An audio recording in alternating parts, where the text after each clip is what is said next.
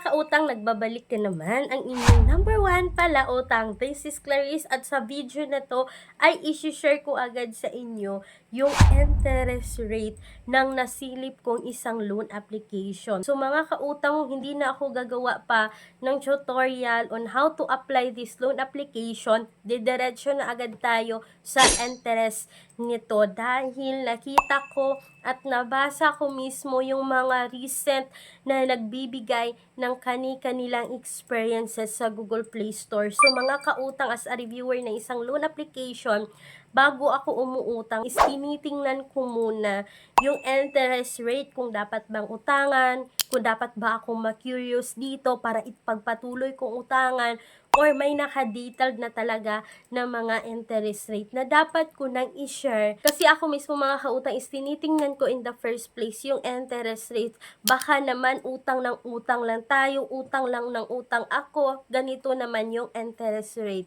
So ngayon, hindi na natin to masyadong patatagalin pa or papahabain pa yung intro mga kautang. Alam kong hindi to bago sa inyo itong loan application na to dahil matagal na siya sa Google Play Store at ibig sabihin ito mga kautang na kailangan natin siyang i-install, kailangan natin siyang i-download. So kung ayaw nyo siyang i-download mga kautang, kung nahahasalan kayo sa pagda-download, may mga alternatives loan app tayo na direct website na nag-o-offer din ng 30 days repayment, nag-o-offer din ng 10 days repayment na may 0% interest. Ilalagay ko sa description box or sa pinned comment section ng video na ito. So for today's video, pag-uusapan agad natin yung interest rate ni Peso Tuyo Ezipera Installment. So mga kautang, ang pangalan po dito sa Google Play Store is may nakalagay na installment. So i-legit check natin kung installment nga ba siya. At eto na mga kautang, while nagbabasa ako dito sa Google Play Store, is meron po akong nakita mga kautang na comment, na recent comment po, ito ay given noong December 5, 2024 mga kautang, na nagsasabing, I only received 550 after an approved amount of 1,000 and my repayment is 1,050. Too much high interest rate. It is indicate there that I will receive the full amount of 1,000. Very deceptive app.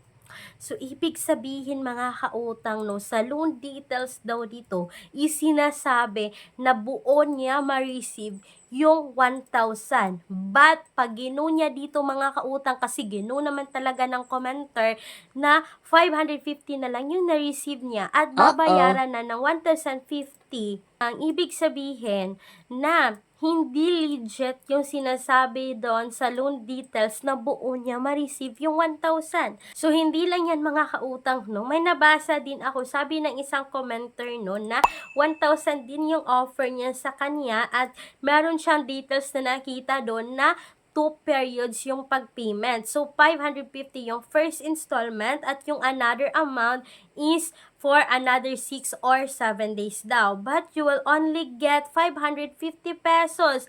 Sabi pa dito mga kautang noon na magte-text sila na ma-receive mo na daw yung 1,000, but napaka-false mga kautang dahil 550 lang yung ma-receive mo at kailangan mong bayaran ng 1,020 after 6 days. Not even 7 days mga kautang. At sabi pa niya dito mga kautang no na 50 pesos yung penalty per day dito kapag hindi kayo nakabayad ng after 6 days. At hindi lang yan mga kautang, no.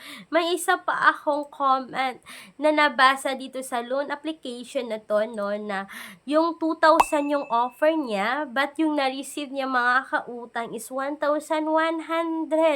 So, ibig sabihin, nasa 900 yung loan deduction sa 2,000. So, naku mga kautang, dapat beware kayo dito kay Peso Tuyo Pera Installment kasi sabi ng isang commenter din dito na nakita ko na makikita mo talaga doon na buo mo raw ma-receive yung pera. So, maa-attempt ka talaga na i-click siya or ipagpatuloy yung pag-utang dito kay Peso to yung mga kautang. But, huwag niyong subukan i-click. Make sure na nag-research kayo muna, nagbabasa muna kayo dito sa Google Play Store. It can help as mga kautang. I-filter nyo lang yung mga nagbibigay ng comment kasi hindi po naman legit yung mga nagbibigay ng 5-star, 4-star mga kautang. At mostly, no, sa nabasa ko, nabigay ng experience nila dito kay Peso Tuyo, yung mga nagbibigay ng 4-star mga kautang.